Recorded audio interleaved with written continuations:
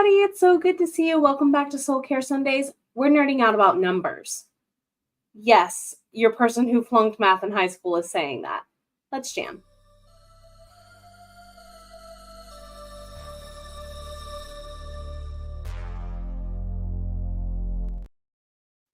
I said Soul Care Sundays again, didn't I? Apparently my brain's still on my other channel. Writing to Heal. Hello, everybody. It's good to see you. My name is Jenna O'Malley. I am your soul writer, author of sci-fi fantasy with dashes of romance and nerdy references, such as the sprawling universe found in the Myrtle Annals. Book 1 and 2 are getting a file update. Book 3 is coming back onto the market for the first time since 2022, and for the first time ever, outside of Ream Stories, Book 4 and Book 5 are going to be out, hopefully, by Christmas is my hope, at least on Amazon, and then beyond in the spring, whenever the vendor posts, because I'm sending it to them at the same time. But anywho, welcome on in. It's good to see you. It's good to see you. Sam is here with the penguins. Hello, Jess. It's good to see you too, my friend. So I brought some source material for today. When I was getting into looking into things on numerology with this episode, I was like, as a teacher, I used to teach. As Dorothy Zabornak of Golden Girls fame says, I used to teach English lit. Symbolism was my life. Oh boy, was it. The bookend of my career was my first year teaching was predominantly senior English, so European literature, which is really British literature, as an overfocus, and then creative writing. And I've kind of taught everything lower than that since, but that year in particular, we really focused on numbers. If you look at Shakespeare's Macbeth alone, numbers are everywhere. 3 witches, certain number of ghosts in the parade that happens, where you see who descends from Macbeth's friend's birthright to become part of the kingdom in England, because if you didn't know, Macbeth was a propaganda show to make James I of James I of England and 6th of Scotland look good. So there's numbers everywhere in that show, and a lot of Shakespeare's plays that deal with magic in general, Tempest, Midsummer, numbers are rampant. I remember when I was in college and I was stage manager for Midsummer Night's Dream, our director emphasized, no, we can't have X number of fairies on the stage because literally the text says blank. Mathematically, that equals 13. And we're all like, oh, geez, she's right. He literally told us, because that's how Shakespeare told us stage directions, it was in the dialogue, right?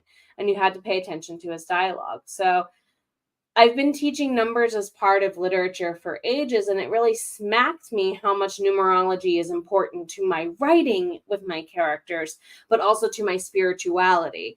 I am as some people in my friend circle call it, recovering Catholic, recovering Christian in some regards. The only person I follow as one of my chosen deities is Mother Mary. She's one of my 3 chosen goddesses I choose to deify. And I have said since I was a child, if I can be half the mom that Mary was, as far as being like, yeah, kid, you got this, because what else could she do when your child is the son of God?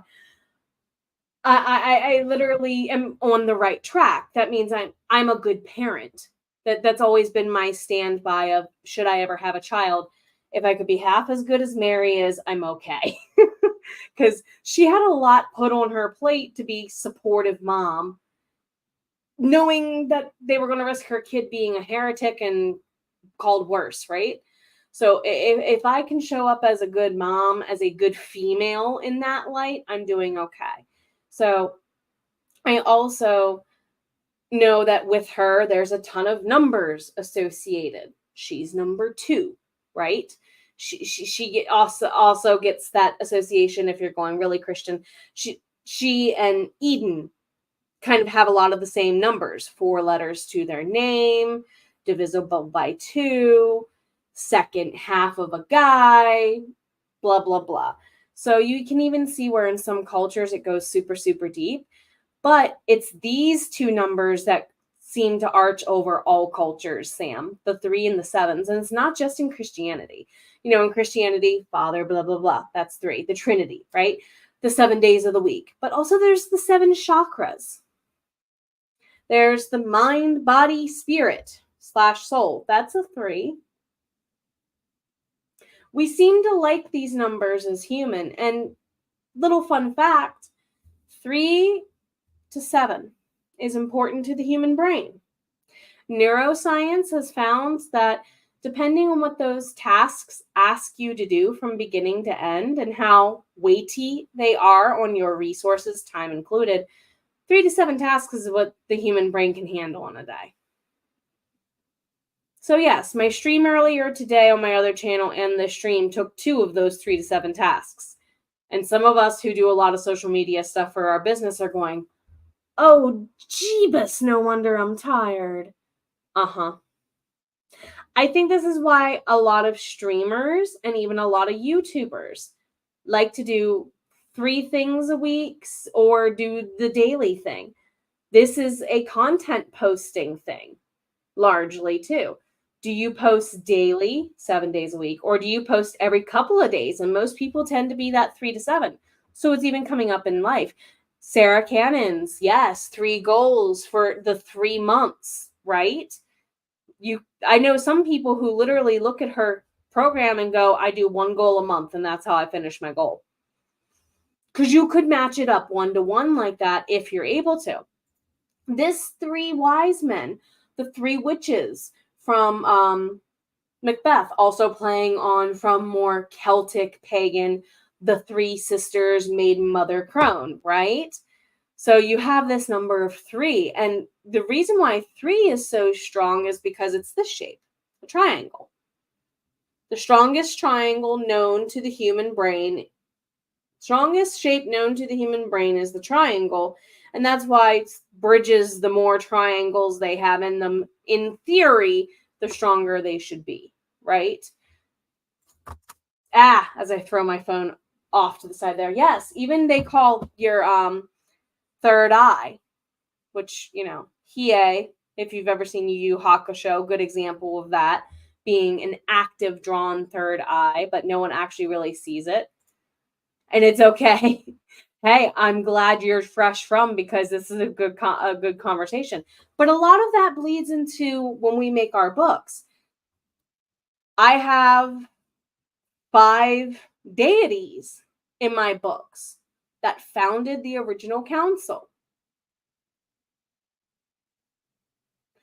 I have 7 clans and covens, though. How did that happen? 2 of the 5 split. Civil war within the clan and coven, basically. So you can even see where sometimes 5 shows up. 5 is a number of change. When you get into numerology, it is the number of change. 3 in, I forgot 3. What is 3? Problem solvers. That's recognition of a problem, time to think outside of the box. And of course, 7, spirituality, the mystery, the unknown, creativity, tuition, sometimes good luck, depending on your culture. So you can see where they keep just coming up again and again and again. One item I kept using as a teacher that I now go back to as a reference piece as a writer and book developmental coach and editor is this. Britannica has, because Britannica has been around forever, long before the internet, they have this really cool resource where they kind of go through all the different uses of numerals and numerology that are super like woo-woo conspiracy feeling in history. So, of course, the old historical adage is to compare the passing of certain 2 presidents that happened roughly 100 years apart. The whole Lincoln versus Kennedy numerology. That gives me cold chills to talk about. And yes, I've talked at length with people who are into that kind of stuff. And my brain goes, it can't be a coincidence. So if you want to look to stuff that has happened in history, please use it as an inspiration. I mean, people keep, yes, literally. And I'll read you what Britannica has in relation to that. So Lincoln was elected president in 1860. Kennedy, 1960. Almost exactly 100 years apart. Both of them were unalived on a Friday. Lincoln was unalived in a theater. And then the whole convertible he was in was for the Ford company. But Kennedy was in a, you see, it's like Lincoln went to Ford Theater, but Kennedy was in a Lincoln Ford convert. It's like, and then my brain starts feeling itchy back here, which is your crown chakra, by the way. And I'm just like, no, how?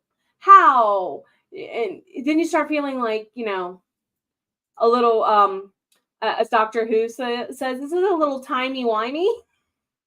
So I say as a writer, take that stuff and use it as inspiration, because I'm sure you could weave that into a novel, if you get my meaning.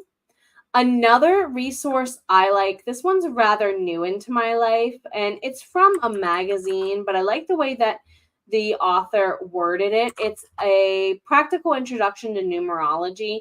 It just can help you, what decisions can you use to help make your life better? But change that statement to, what can I use this for character development to be? Like, seriously. There's a ton of little nuggets of aha for a character in here that you might be stuck on. Definitely consider it.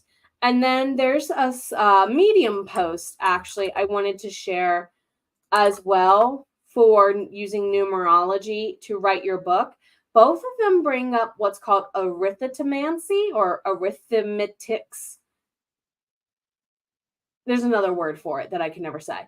But arithmeticmancy, where you're basically going, A is 1, B is 2, C is 3.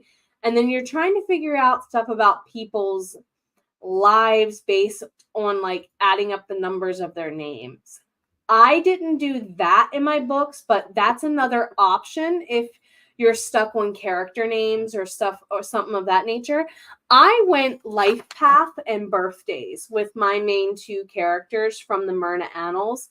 And I'll kind of explain. You can do this for yourself, but I did it for Neftiri and Ian.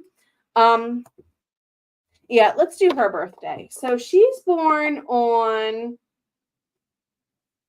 October 23rd, 1300. She's a vampire. She's allowed to be a really old lady and look good. So in life path numerology, the numbers 1 through 9 mean something. And then 11, 22, and 33 are considered master extra special numbers with extra meaning. So what you want to do is you want to take her birthday, which is 1 plus 0 is a 1. 2 plus 3 is a 5. And you just add up the sections of it into a single digit. 1300, of course, is 4. And then you come back a second time and then do normal math, add up the numbers to get a single number. So you end up with 10. 10 reduces down to a 1. She's a life path 1. What does it mean to be life path 1? She's a leader. She's literally the queen of all immortals, is where I took that with her. I didn't do that with her birthday on purpose when I picked it.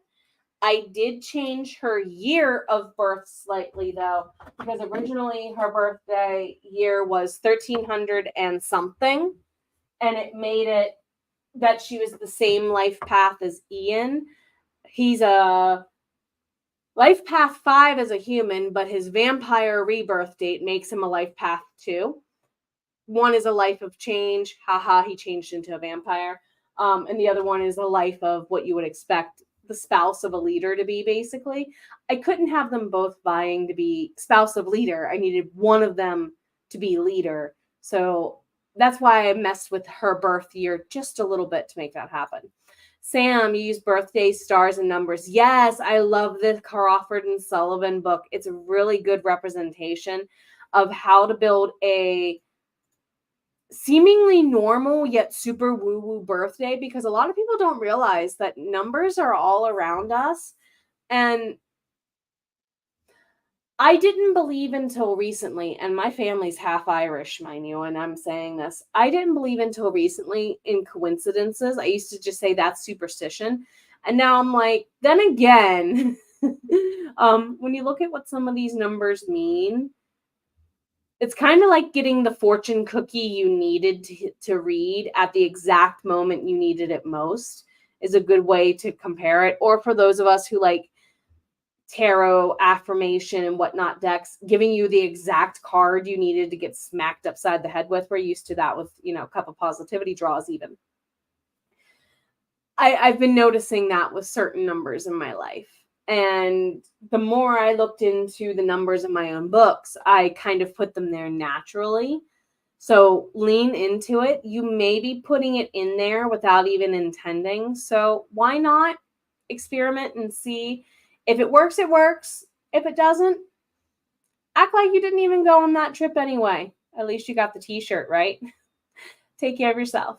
You've been worth it from the beginning. I can't wait to see you all, and definitely enjoy your Sunday.